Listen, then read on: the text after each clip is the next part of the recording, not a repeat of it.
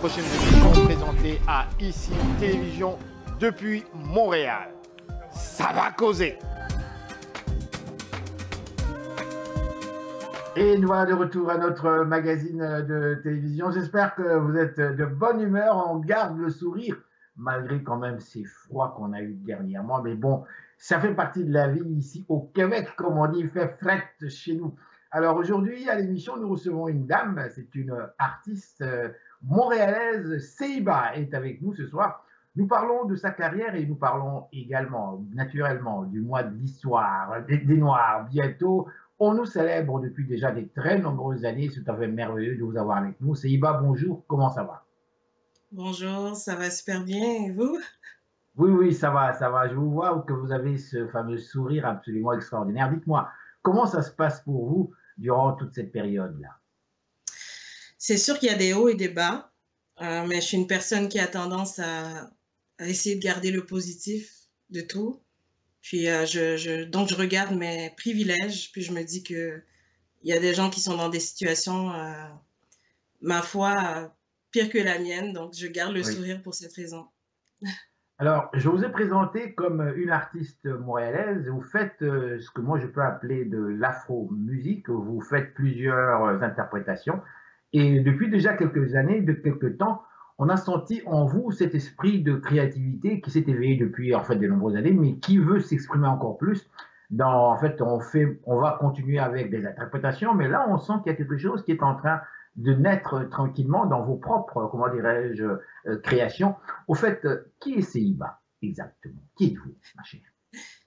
Marthe, c'est une question tellement difficile à répondre. Je vais essayer. Au fait, en tant qu'artiste, déjà, c'est difficile pour moi de me considérer comme une artiste parce que la musique, ça me vient tellement naturellement. C'est quelque chose qui est aussi naturel que respirer pour moi. Donc, c'est ça, au fait. Donc, mon histoire avec la musique, ça a toujours été une question de guérison, une question de vivre le moment présent. Donc, c'est une façon de m'exprimer, c'est une façon d'explorer ma vulnérabilité. Donc, j'ai surtout fait de l'interprétation, effectivement. J'interprète depuis que j'ai 9 ans, devant les gens, à l'église, des événements. Donc, cela m'a amené à être très proche de l'interprétation. Ce que j'aime de l'interprétation, c'est de prendre des paroles, une musique, et d'en faire un sens pour moi et de transmettre ce sens-là au public, qu'il puisse ressentir ce que ça me fait sentir moi.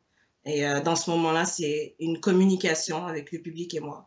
Là, je me retrouve à vouloir chanter et exprimer ce que j'ai à l'intérieur, ce qui me trotte dans les pensées, exprimer mes valeurs, ma façon de voir les choses. Donc, c'est comme vous dites, je suis à maintenant vouloir partager avec les autres ce que je peux moi écrire, ce qui est quand même difficile parce que c'est quand même un côté vulnérable de soi qu'on est Oui, un artiste. oui. Et on exprime cette vulnérabilité-là et de partager ça avec les autres, parfois c'est pas toujours facile, mais Justement, c'est beau. je m'arrête sur un mot, vous savez, je suis comme une espèce d'éponge là, hein. Guérison, guérison, j'ai entendu le mot guérison. Quand on parle de guérison, ça veut dire qu'il y a des blessures quelque part, qu'il y a en fait des cicatrices quelque part, que l'on cherche à guérir. Est-ce que je me trompe? Pas du tout. Sans rentrer dans les détails, la musique, le chant a toujours été là pour être guérisseur pour moi. Dès la petite enfance, dans les moments où est-ce que j'éprouvais beaucoup de difficultés, je me ralliais toujours à chanter, à y aller avec ma voix et trouver aussi les musiques qui savaient exprimer ce que je ressentais sur le moment. Donc, je pense que c'est ça la beauté de la musique. Je pense que c'est quelque chose que les êtres humains, on a en nous pour nous guérir, au fait. Hein. Donc, si on Alors, est capable d'exprimer ça partout dans le monde, partout sur la planète, on a nos propres musiques. C'est quelque chose qui nous vient naturellement pour être là, pour être guérisseur pour soi. alors Je crois fortement à ça. nous allons permettre maintenant à notre public, pour en fait, moi je vous ai vu déjà interpréter, c'est absolument extraordinaire de vous voir, mais je voudrais que le public, notre public, puisse vous voir à l'action. Alors, qu'est-ce que vous nous proposez pour commencer? Ben, je peux vous proposer, au fait, ce que j'ai une petite interprétation d'une chanson que j'ai écrite. Donc, je suis encore à la peaufiner, à vouloir que ça soit parfait, mais je peux vous partager ce que j'ai pour l'instant. Un D'accord, petit mais extrait. avant de la partager, on veut quand même que vous puissiez la commenter, puisque c'est vous-même qui l'avez écrite, justement. Oui, je l'ai écrit au début du confinement, Oui. juste avant la première vague. C'est ce que je ressentais sur le moment. J'avais juste besoin d'un instant pour moi. Ça exprime au fait un peu dans mon parcours de guérison, un moment où est-ce que j'ai dû me concentrer sur moi et apprendre à prendre soin de moi, compte tenu que je suis quelqu'un qui est comme très généreuse et qui prend soin beaucoup des autres. Donc, cette chanson-là exprimait le besoin qu'on a en tant qu'être humain, des fois, de se retrouver seul Oui. et de se guérir de la façon qu'on peut. Alors, on parle de quel titre de cette chanson? Euh, ça s'appelle Odd to Self-Love. Add to Self-Love. Seiba. On y va donc avec cet extrait. D'accord. Un instant. Pam dum dum dum da da dum dum. Pam dum dum dum da da dum dum. Love. This is my ode to self-love. Silence in the hall. It has been a while since I've been by myself.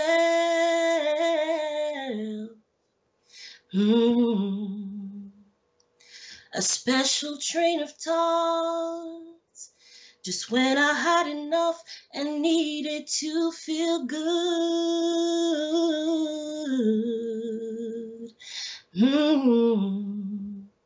When I am feeling down and there's no one around, I like to take a moment to reflect on myself.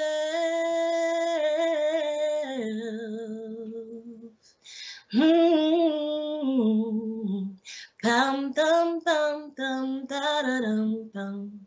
Bum bum bum bum da da dum bum. Love.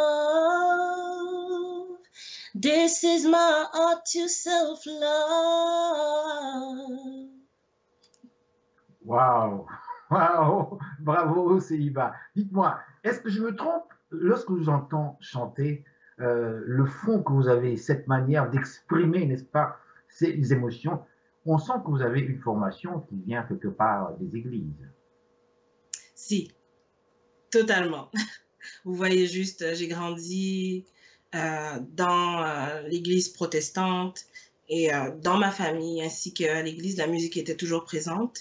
La musique qui se jouait à mon église, c'était pas de la musique gospel, mais de la musique country gospel. L'église où est-ce que j'allais était surtout inspirée de ce qui se fait un peu dans le sud des États-Unis. Donc, c'était un mariage de gospel et de country gospel.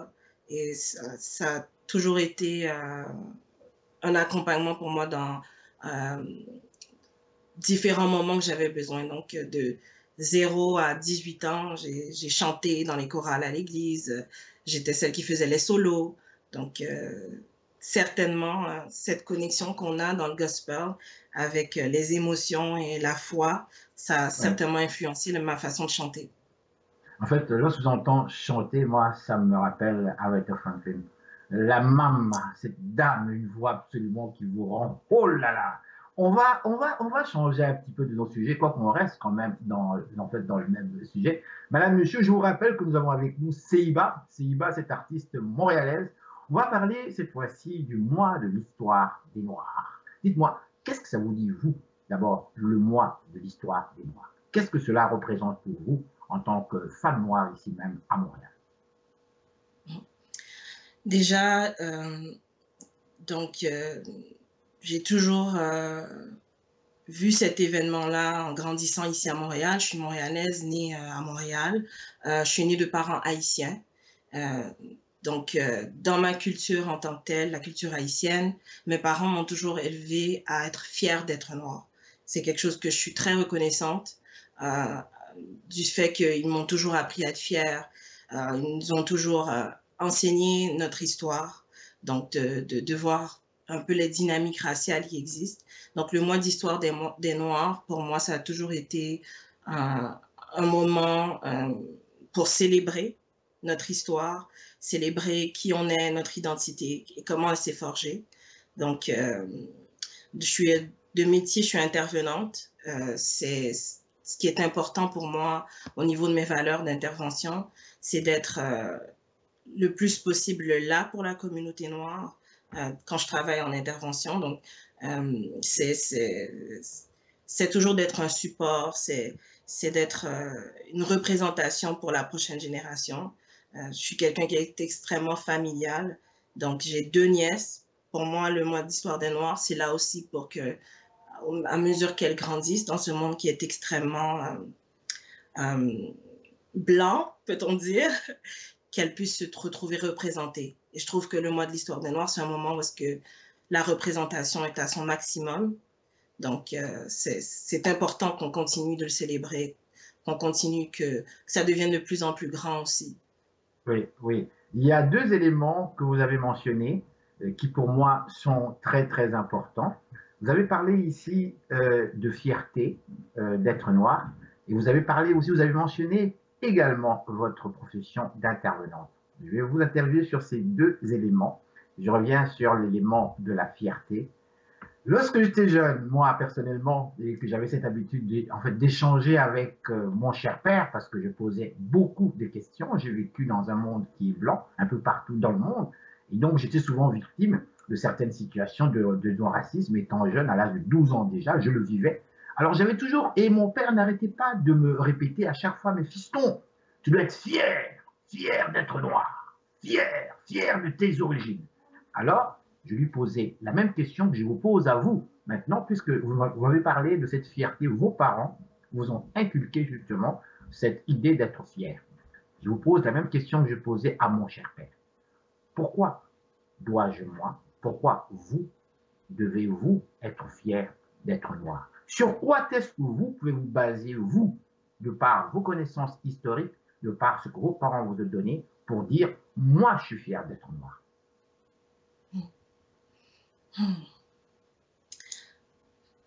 Comme un peu la question qui suis-je, c'est une question qui est difficile à répondre. Oui. Mais je crois que le besoin d'avoir cette fierté-là vient surtout dans un moment, comme vous l'avez dit, de subir la discrimination, de subir le racisme.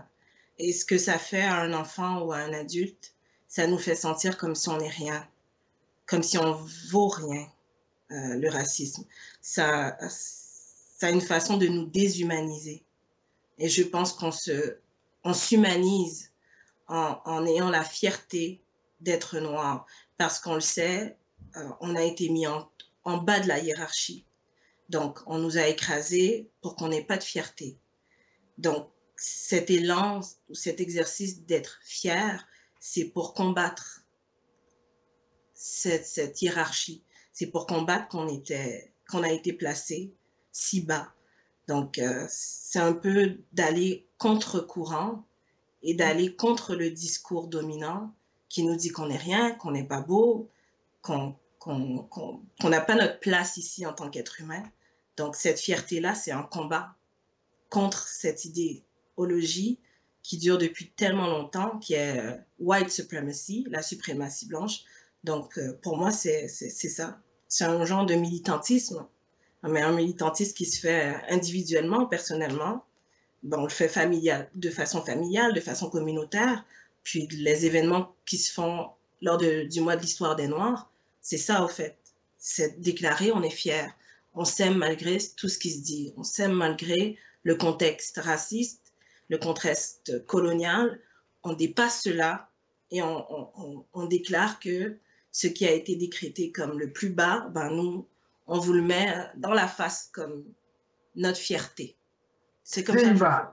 Seiba, artiste montréalaise.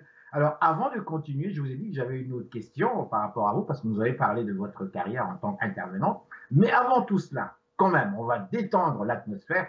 Vous avez quelque chose d'autre à nous proposer maintenant, à proposer à notre public, un extrait que l'on devrait présenter maintenant.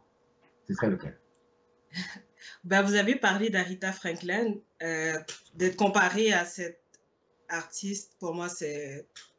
Oh là là, je pense pas que je peux chausser ses souliers.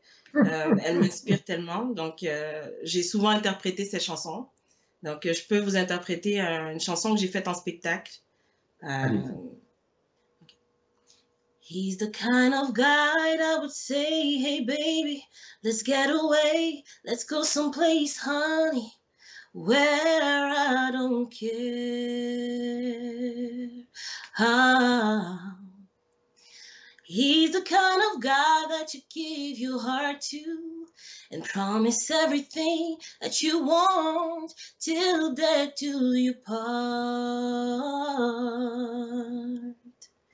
I want to be what he wants when he wants it and whenever he needs it.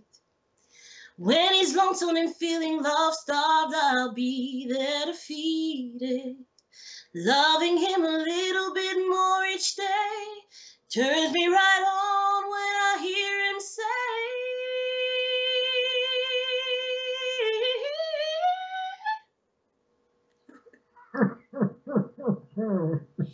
C'est Iva, c'est Iva, c'est Iva. C'est un plaisir que de vous entendre. Avant de terminer cette interview, vous nous avez parlé de votre carrière en tant qu'intervenante. C'est beaucoup. Et en plus, vous aidez la communauté, je dirais plutôt les communautés noires.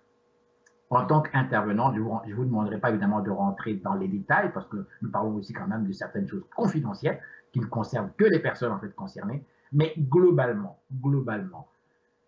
quels sont les problèmes que vous rencontrez dans votre travail? Je vous laisse nous décortiquer cela globalement. Allez-y. Présentement, l'enjeu principal, je travaille avec des personnes qui sont en situation d'itinérance. Donc, je travaille dans un centre d'hébergement pour femmes. Donc, en ce moment, avec le COVID et les mesures de confinement, on se retrouve face à un très grand défi dans le milieu communautaire qui travaille avec les personnes itinérantes, surtout les femmes. Il y a très peu de centres d'hébergement pour femmes à Montréal et le peu de centres qu'on a ont été grandement affectés par les conséquences du virus, de la pandémie. Donc, il y a beaucoup d'articles en ce moment qui circulent. Les milieux communautaires sonnent l'alarme. On a besoin d'extrêmement beaucoup de support. Donc, si je pourrais me permettre, c'est s'il y a des gens qui cherchent un travail, qui cherchent à travailler dans ces milieux-là, qui veulent amener leur aide, d'appliquer parce qu'on a besoin de beaucoup de main-d'œuvre dans ces milieux-là. Donc, je pense que c'est l'enjeu principal en ce moment dans le milieu communautaire, le manque de main-d'œuvre et surtout dans cette période où est-ce que nos ressources sont grandement affectées par la pandémie. Donc, voilà. Lorsque vous parlez de centres pour femmes, est-ce que selon vous, le nombre est beaucoup plus grandissant à cause de la pandémie ou bien c'est une situation qui, depuis de nombreuses années, existe? Non, on voit vraiment une augmentation des situations de difficulté. Quand on parle de femmes, on parle aussi de violences conjugales. Il y a beaucoup de cas de violences conjugales qui arrivent de plus en plus dans les centres. Et c'est un nouveau phénomène. Est-ce que c'est parce que les gens sont enfermés dans un environnement précis et qu'on ne peut plus se supporter éventuellement, ou bien c'est quoi au juste, selon vous? Je crois que oui, cette proximité-là qu'on a à être à la maison, on est dans une situation qui est anxiogène, un gros changement qui arrive mondialement, et on sait combien le changement affecte les êtres humains. Quand on est plus anxieux, quand on est plus stressé, on a tendance à avoir la mèche courte. Donc, je crois que ça contribue grandement à augmenter les cas. Donc, effectivement, il y a cette pandémie et le fait qu'on soit enfermé qui contribue grandement à augmenter les chiffres. Ce qui arrive aussi, il y a des ressources qui ont dû fermer parce qu'il y avait des éclosions de COVID parmi les personnes aidées. Donc, on a certainement eu à être créatif pour trouver des endroits où placer les gens qui se retrouvaient à être à la rue pendant des temps froids.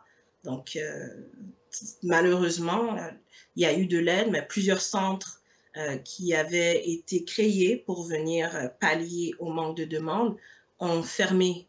Donc, cela rend ça vraiment compliqué d'amener de l'aide et fournir à la demande qu'il y a au niveau des demandes d'hébergement. Si je peux vous donner un exemple, si je travaille un quart de travail, il y a plusieurs personnes qui vont nous appeler au téléphone pour demander s'il y a de la place. Il y a au moins une vingtaine d'appels par jour où est-ce qu'on doit dire aux gens non, il n'y a pas de place. Donc, quand on entend des cris du cœur qui disent, des gens qui nous disent je suis à la rue, j'ai nulle part où aller, je trouve nulle part, partout il n'y a pas de place. Imaginez-vous 20 appels comme ça par jour. Donc, c'est une situation qui est criante. Malheureusement, on doit compter sur des gouvernements qui ne financent pas assez les organismes communautaires.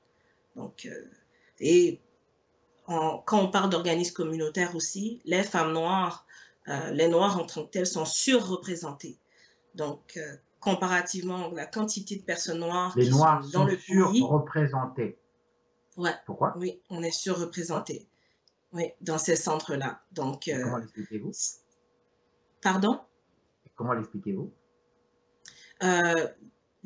Certainement, le racisme systémique a affecté nos conditions de vie, notre histoire des Noirs qui est remplie de violence, qui est remplie de mesures qui nous ont gardés pauvres, de mesures qui ont affecté notre santé mentale, de mesures qui nous ont exclus. Cela a contribué beaucoup à faire que nos générations qui ont grandi, qui sont venues au pays, sont pauvres, démunies. Donc, c'est ce qui explique la surreprésentation. Certainement le racisme systémique qui a des conséquences sur notre santé mentale, sur notre capacité à acquérir des richesses. Donc, on se retrouve à être pauvre, démunis, et c'est ce qui fait qu'on est surreprésenté dans ces organismes-là, en plus de devoir gérer les problèmes de santé mentale qui font face à tout le monde, que tout le monde font face au fait à ces problèmes de santé mentale-là. Donc, on sait un peu dans nos communautés noires, la santé mentale est un sujet qui reste tabou dans toutes les communautés au fait, mais certainement, moi, de mon expérience, c'est extrêmement tabou dans ma famille. Donc, ça aussi, je pense que ça contribue à la surreprésentation parce avant de trouver une solution pour les problèmes de santé mentale, on laisse ça des fois se négliger, notre santé se détériore jusqu'à ce qu'on arrive dans des conditions où est-ce qu'on se retrouve à la rue. Donc, moi, en tant que noire, et le métier que j'ai choisi, je sens aussi qu'à travers ce métier, je peux aider ma communauté, la communauté haïtienne, mais en plus large, la communauté afrodescendante, de ma façon, si je peux contribuer par les informations que j'en connais sur ma communauté. Donc, avec mes collègues, j'essaie toujours de les éduquer aussi, de les conscientiser sur les enjeux qui sont précis à nos communautés noires. Donc, somme toute, c'est ça. Teiba, c'est très intéressant vous entendre nous parler de votre travail, très très passionnant, parce qu'on travaille avec des êtres humains, on ne travaille pas seulement avec disons, papier, c'est ça qui est tout à fait extraordinaire. Je tiens à vous remercier pour nous avoir accordé cette interview. Dernière question, vos projets d'avenir en ce qui touche votre musique, qu'est-ce qu'il y en est avec cette période de coronavirus? Bon, on est très sur les réseaux sociaux là pendant qu'on est confiné. Donc mes projets c'est à suivre, c'est d'enregistrer, partager ce que j'écris. J'ai été beaucoup à la maison, donc j'ai eu l'occasion de vraiment écrire, exprimer mes émotions. Puis dans mes prochains projets, c'est de partager ça avec le public et voir qu'est-ce qu'ils en pensent, bien sûr. Êtes-vous vacciné? Si. Moi aussi, je suis en train de ça fait mal. Ça fait pas longtemps que vous l'avez fait? Déjà quelques temps.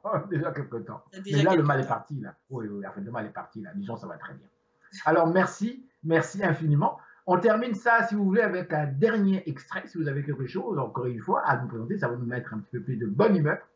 Encore une fois, merci. Donc, on termine avec quel extrait? Si vous en avez eu. Un extrait, pardon. Si, ah là là, ah là là. Oh, je peux interpréter une chanson haïtienne. Allez-y, ma Euh, chère. Voici. En créole haïtien, je vous interprète Sac Timon passé. de Émile Michel. Tout ça qui sorti dans l'amour, pas gain danger. On rassemblé, réconcilié, c'était ensemble, secret aïe. Haïti, c'est pas lié, on balise pour le voler. Ma connaît pour me protéger, trésors ancêtres, nous y quitté.